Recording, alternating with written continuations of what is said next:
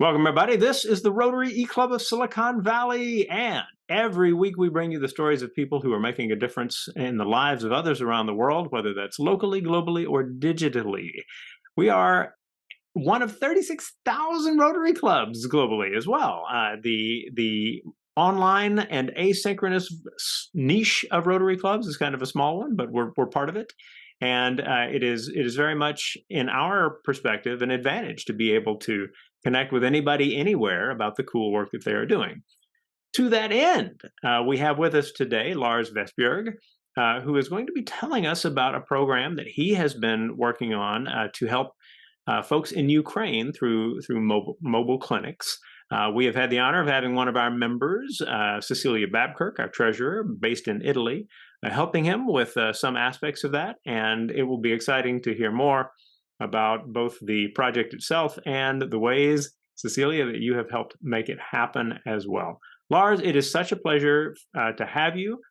Those who want to better understand your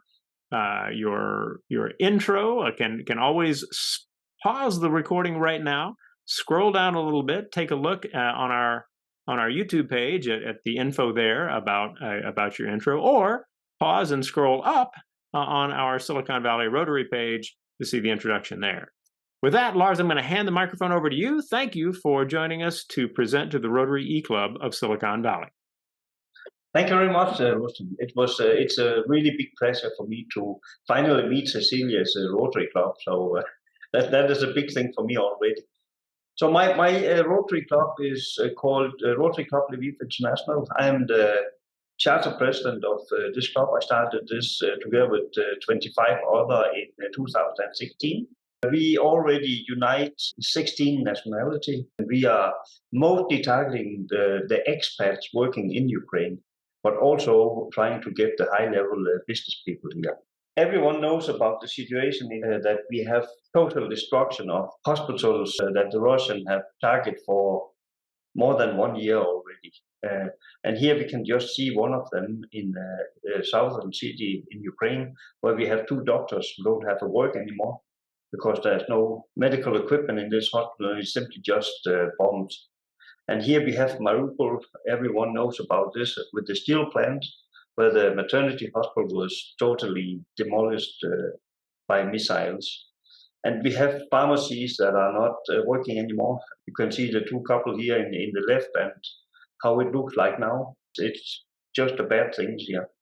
And also we have the ambulances who should bring victims from the war zone to the hospital. The Russian cannot even just let them drive to the hospital. We have historical buildings in Ukraine also as hospitals, and this is over. It's done now. They cannot operate anymore. They cannot bring back the value as a hospital. What have the world done already now? They have established a lot of field hospitals, war zone, but they are typically 100 kilometers away.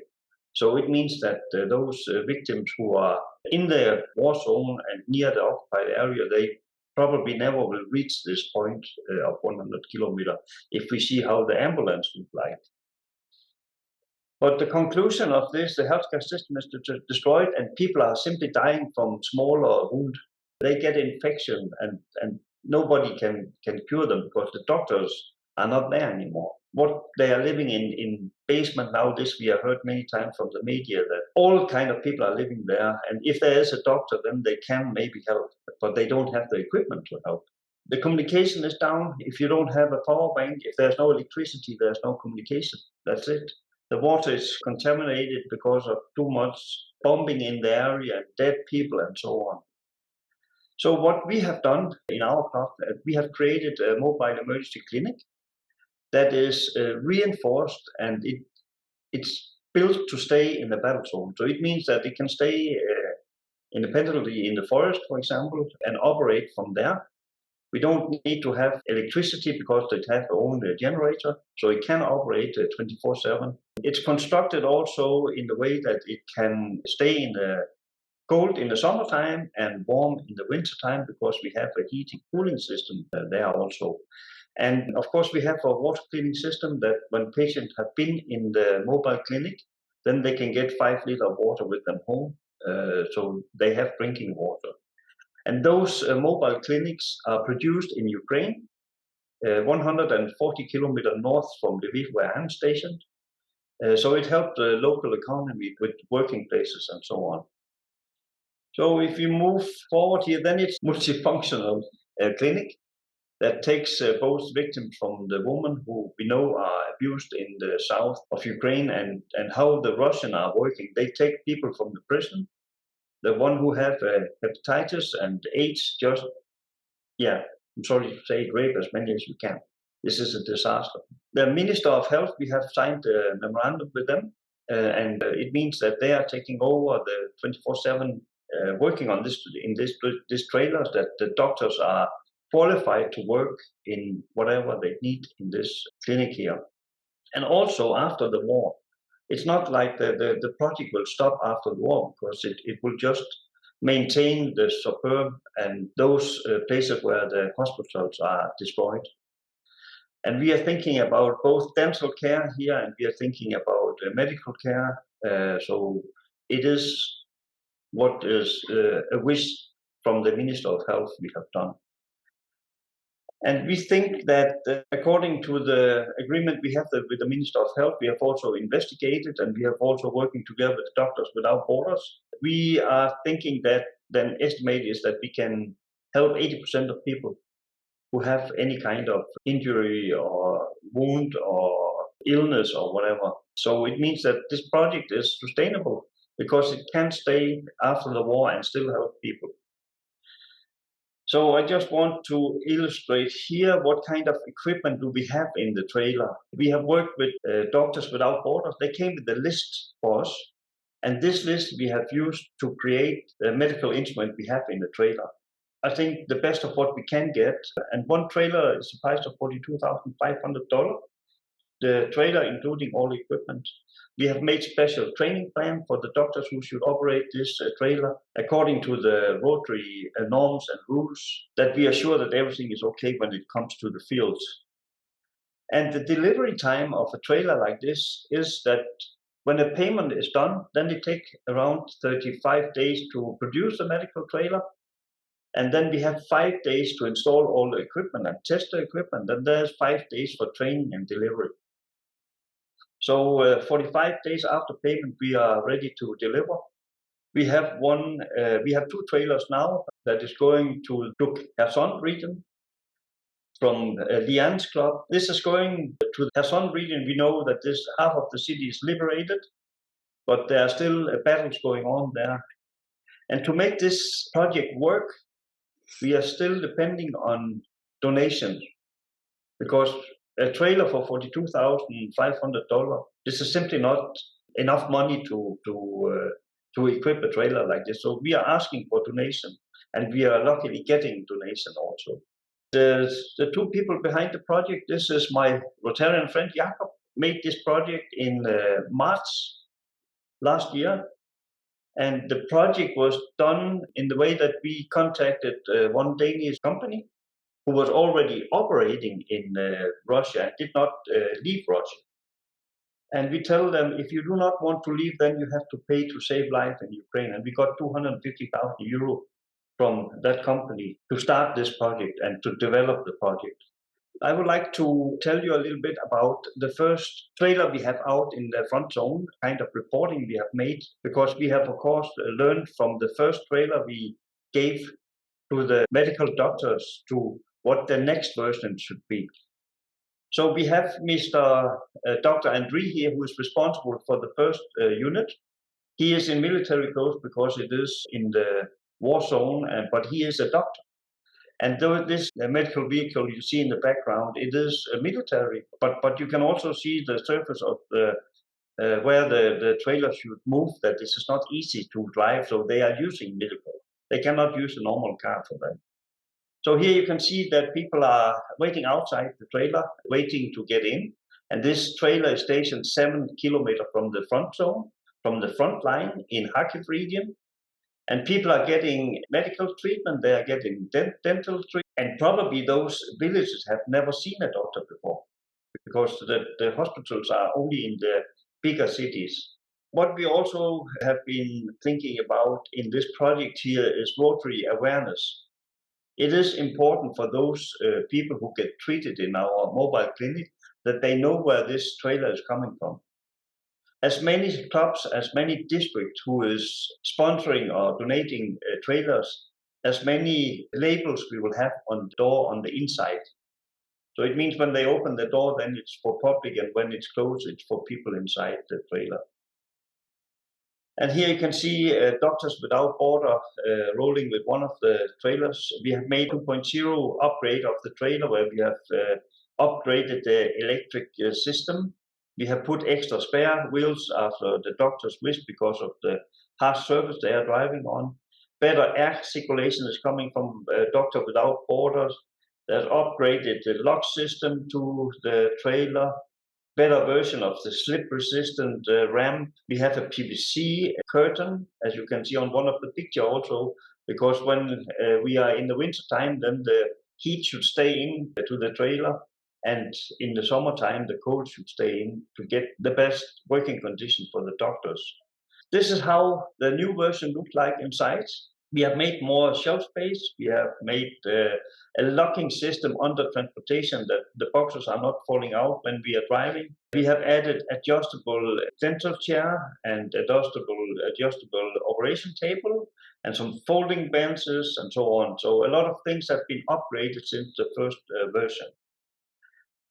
And this is just how to see it in a bigger scale here. What we have done already, we have delivered 5 medical units to Doctors Without Borders and 6 medical units for medical units in the occupied areas.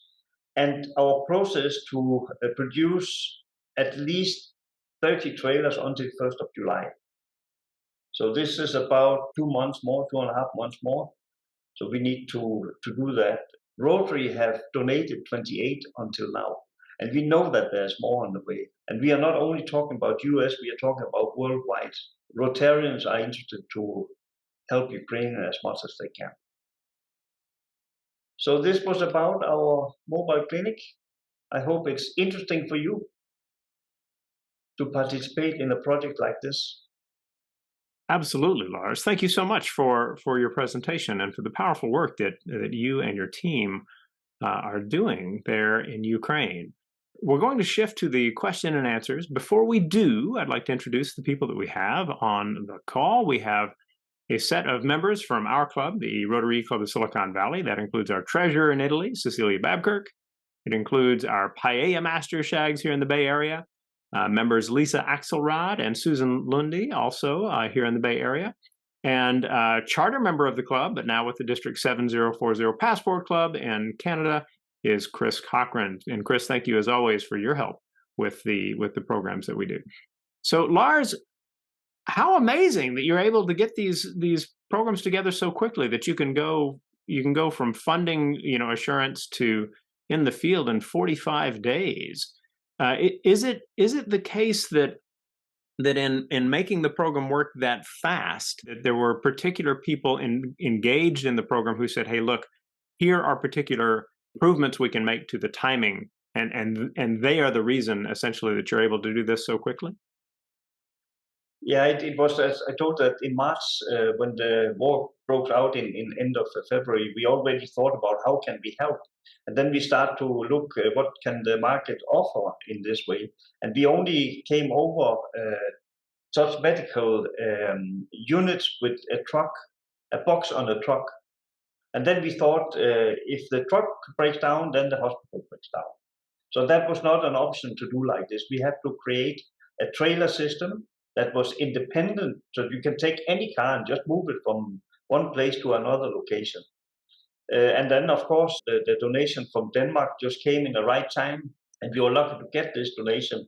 But they saw the idea right away and say, "This is fantastic."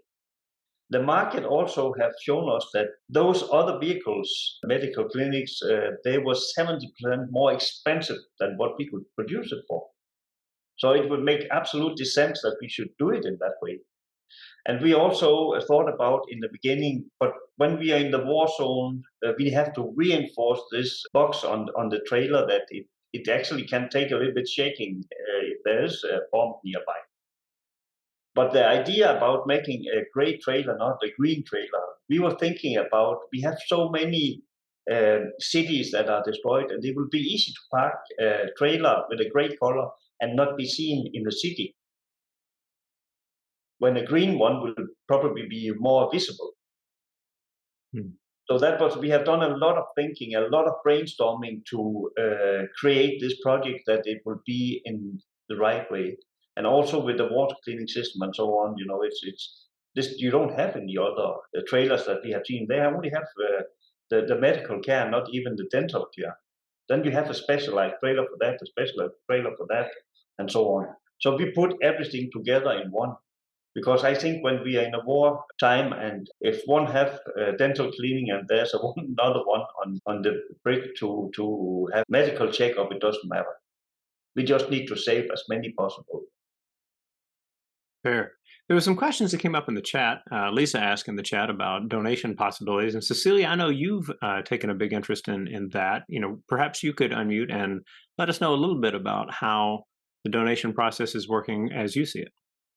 Well, so I've been working, it's a little bit of a story, but last fall, clubs in our district started asking me. I'm still very much involved in the grants committee at our district, and I'm the stewardship chair for the district. So clubs started asking me whether there were any global grant possibilities, because in our district, every club gets an allocation of district designated funds every year to use in a project of their choice. So clubs had DDF and cash available and wanted to know how they could help in Ukraine. So I did a little research and discovered that there were no global grants at all anticipated in Ukraine at that time, because everyone was really working on disaster response, including our district. But we learned that, we figured out that the disaster response funds that were raised by the Rotary Foundation were going to run out in the end of December. So I started attending the meetings of the Rotary Fellowship of Healthcare Professionals, and that's where I met Lars. And I realized, after seeing what he was doing, that we could do global grants around that particular project. But we needed to figure out a way to do them in less than the 94-day average it takes from submission to funding. So I put all the heads together at TRF, the Rotary Foundations, and got them to agree to a process where, if every single grant application is the same except for the host sponsor, the international sponsor, and how it's funded, would they consider trying to do these from submission to funding in 30 days? And they agreed. And they have mostly been doing it. There have been a few hitches having to do with, we discover that one of these areas, the banking system is not working so well, so we can't have the funds sent there, but the grant's approved. So we're rerouting it to the host sponsor in the US, a lot of other sort of technical grant things like that. But we have raised to date $1,220,000, Lars, since last, basically December. And so I know it's fun, and I'm proud. And our coordinator in Ukraine is just over the moon about this project, because she feels like she is really making a difference in a tangible way. And so, and we're not sniping at her like most other people do. So it's been a great relationship, and we're making progress. That's a powerful insight that a need in this fashion might be able to benefit from a streamlined process that itself will save the Rotary Foundation people a lot of time, as well, as they have lots that they are trying to help with. They Lars, love our grant. They love them. Good. Lars, before we finish the recording, are there some other elements to the contact you've had with Rotarians around the world that helped you better see how something like this could this could be launched. I mean, when you're talking about, a very bold vision for what can be, and so I think that hopefully this conflict will not last too much longer, but we may well have established a pattern that will be useful to the world for many years to come. Tell me a little bit more about that connection you've had with others. Yeah, we are depending on references, and this is where Cecilia and Diane have done a extremely huge job presenting me to a lot of people, especially in the US, that I have a chance to present our project.